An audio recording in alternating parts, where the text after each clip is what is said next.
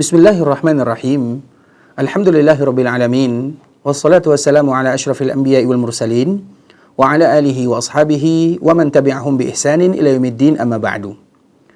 Pada pembahasan sebelumnya, kita telah membahas rukun-rukun salat yang jumlahnya ada 14. Pada kesempatan kali ini, kita akan membahas tentang orang yang lupa atau meninggalkan salah satu rukun yang kemarin telah kita jelaskan. Barang siapa yang meninggalkan atau lupa untuk mengucapkan takbiratul ihram, maka tentu solatnya tidak sah dan dia tidak solat sama sekali. Akan tetapi apabila dia meninggalkan atau lupa rukun-rukun solat selain daripada takbiratul ihram, kalau sekiranya dia meninggalkan karena sengaja, maka batal solatnya. Akan tetapi apabila kalau dia meninggalkan karena lupa, maka di sana ada perincian. Yang pertama, apabila dia mengingat sebelum dia sampai ke pekerjaan yang sama di rakaat berikutnya, maka dia kembali mengulang dan menyempurnakan solatnya, kemudian dia sujud untuk melaksanakan sujud sahwi. Contoh misalnya, kalau sekiranya dia lupa melakukan ruku', kemudian dia ingat ketika dia sujud pada rakaat tersebut, atau ketika dia ingat sebelum melakukan ruku pada rakaat berikutnya, maka dia meninggalkan sujud tersebut dan dia kembali kepada ruku yang tadi dia lupa untuk melakukannya. Kemudian setelah itu dia menyempurnakan solatnya dan nanti terakhir dia melakukan sujud sahwi.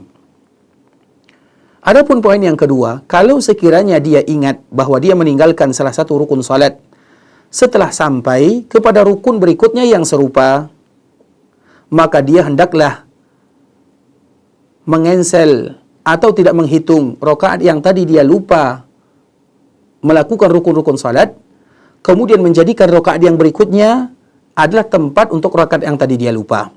Kemudian setelahnya dia menyempurnakan salatnya dan melaksanakan sujud sahwi.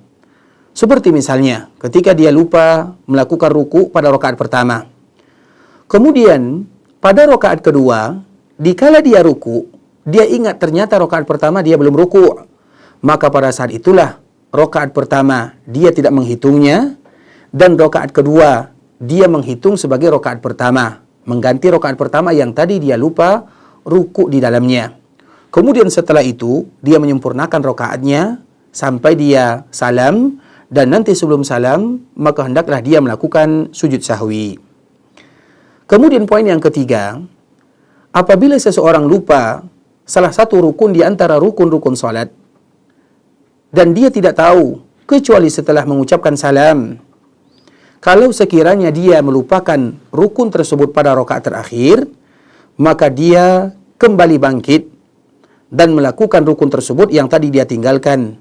Kemudian pada akhirnya dia menyempurnakan dan menutup dengan sujud sahwi.